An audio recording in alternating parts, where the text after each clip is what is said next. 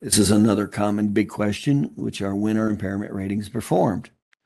Well, impairment ratings should not be considered permanent until the clinical findings indicate that the medical condition is static and well stabilized, often referred to as maximum medical improvement. So it's understood an individual's condition is dynamic. Maximum medical improvement refers to a date from which further recovery or deterioration is not anticipated, although over time there may be some expected changes. Once an impairment has reached MMI, a permanent impairment rating may be performed. The guides takes into account of relevant considerations in rating the severity of permanent impairment and its effects on an individual's activities of daily living. So, when can you do an impairment rating? Well, in reality, it's based on your judgment, so you can give it anytime you want. But remember, you've got to qualify this. So in other words, how is it going to sound with your qualifications and in front of a jury? So according to the guides, they want the patient to at least be at what's called MMI. Well, what's the definition of MMI? Now, this gets to be real important for attorneys, and they also need to be aware and educated on this, especially the attorneys that try to take the patient out from under care prematurely and settle the case prematurely before the patient has gone through all three phases of healing. That attorney does not know he's hurting the case because you don't want to give an impairment rating really until the patient's gone through all three phases of healing. So maximum medical improvement is the marker. And what's the definition of that? Well, that's when there's no expected improvement. Okay. So that's based on the science of the three phases of healing. So when would you want to call it MMI?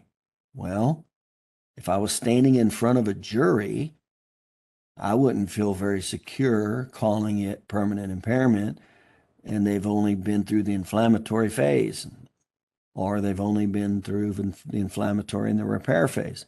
In other words, I did not even give that patient the opportunity to heal. I would not want to be in front of a jury trying to explain that. That would be real credibility problems there. Even though the injuries we're mostly talking about are ligamentous injuries, and in truth, you already know that once there's a ligamentous injury, it never goes back. It's not a rubber band. So it's kind of, it is what it is. It's permanent as soon as it happens. But I want to allow for all the other tissues, the surrounding tissues, to at least go through the three phases of healing, because it will be somewhat relative on the function of those ligamentous lesions. So having said that, the MMI is based on the science of the three phases of healing, and you go, okay, well, what's the definition? Well, the definition is the first 72 hours is the inflammatory period. 6 to 12 weeks is the bell curve of the repair phase. And then that's 3 months. And then from 3 months to 12 months is the remodel phase. And after 12 months, there's no expected. Now that's the black and white definition, but things are not always black and white. Matter of fact, they're mostly not, because we live dynamic lives and there's variations of injuries. So what I always suggest is at least allow the patient to go through three phases of healing, because you're going to look bad. You're going to lose a lot of credibility if you don't, and you're in front of a jury and that's pointed out that you gave an impairment rating and you didn't even allow the patient to get through all three phases of healing. Okay. So that's why you want to make sure you educate your attorneys, because they don't know this when they're trying to yank them out from under care prematurely. They're hurting the case and they don't even realize they're hurting the case. Okay. So you're hurting the case because you really can't and don't want to give an impairment rating when you do that. And impairment rating is one of the two major components of a financial, are relative to two of the four components of the injury awards. That's how important this is. But the attorney doesn't know this.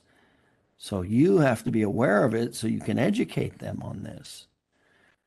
So what I always say is allow them to go through the information phase, the repair phase, and then as a bare minimum, what I always recommend is that they're at least in the remodel phase, and there's been 2 re-exams in the remodel phase with no improvement. That's see if I explain that in front of a juror, in front of a jury, I'd feel totally comfortable with that definition because I allowed them to go through all 3 phases of healing, and while they were in the remodel phase, there were 2 re-exams, 2 back-to-back re-exams where there was no improvement in subjective, hybrid, or objective findings. In other words, I'm going to say, yeah, in my opinion, I think this patient is at MMI and we don't expect any further improvement. See? So to me, that makes a lot of logical sense if I was to explain that in front of a jury. And so that's what I always suggest that it's based on. But remember, they're called the guides, and it's a physician function. So you can do or say whatever you want, but then your credibility can be challenged as much as possible also. So you always want to make sure whatever it is you do or say, it's backed up with the principles of the guides. That's why it's so important to understand the basic principles of the guides, like this one. This is a basic principle, MMI. What's MMI based on? Science of the 3 phases of healing. Well, we know what happens in the time frames of the 3 phases of healing. Does that mean we have to wait for a minimum of 1 year? No. As long as they made it to the remodel phase with 2 re-exams, no improvement. Now, like I said, I would still do that with a ligamentous injury, even though at the point of that injury and they're in the inflammatory phase, we know it's permanent. But we also know the surrounding tissues to some degree will have an effect on measuring that permanency and the effect of that permanency